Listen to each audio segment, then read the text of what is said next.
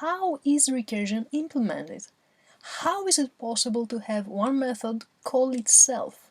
How can you do that? In order to understand what is going on, we need to remember what we said when we talked about methods, any kind of methods. When one method is calling another, how do we implement that kind of thing? Remember we talked about the stack, that the stack is used to handle the method calls, and in what way? Every time we have a method invocation, we keep some information about that particular method on the stack. We keep the local variables and the parameters of that method on the stack.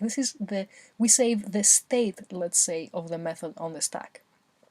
So if method A calls method B, then on top of method A's state, the local variables and the parameters, we're going to store now the state of method B, local variables and parameters of method B.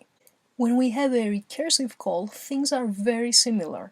Every time the method is called, the state of that new method call is stored.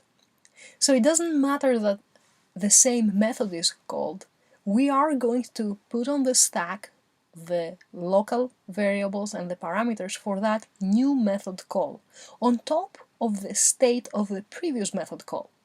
So every recursive method call has its own copy, its own state, and this is what we are storing on the stack. Now, when the method returns, the state from this stack will no longer be kept, and the previously executing method, which was the same method that called it, will pick up where it left off.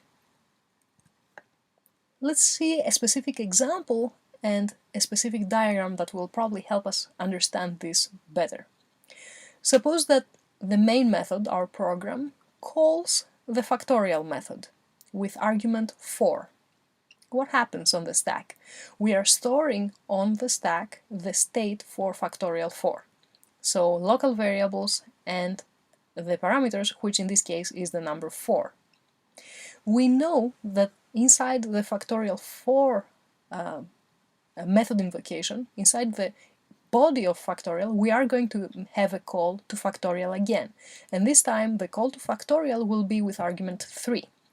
As soon as that line of code that is invoking factorial 3 is executed, on the stack we will have the state of factorial 3 stored, local variables and parameters, which in this time it will be the number 3 that is stored. Same way, we know factorial 3 will call factorial 2. The stack becomes even bigger, we store the state for the factorial 2 call, local variables and parameter, this time it is the number 2. And so forth. Factorial 2 will call factorial 1, factorial 1 will invoke factorial 0. Now, we know that as soon as factorial 0 is invoked, that method, that call, the factorial 0 call, will not perform another recursive call. Why? Because this is the base case, when n is equal to 0. So the stack will not keep on growing after that. What will happen is that now these calls will start returning. So factorial 0 will return the value 1.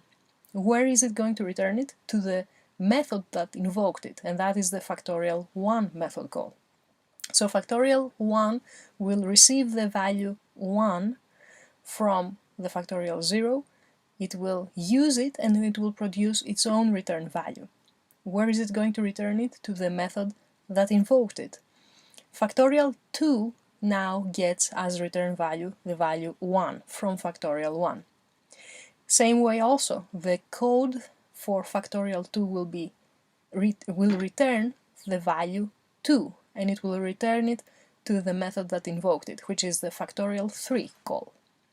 Factorial 3 will now use the value from the previous call, which is the value 2. It will use it and it will return 6. Why do we return 6?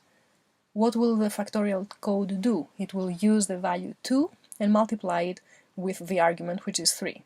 That's how we get 3 times 2 returning 6. Finally, factorial 4 will take that value, the 6, it will multiply it with 4, and it will return 24. And it will return that value to the main method, which wanted to compute the factorial of the number 4.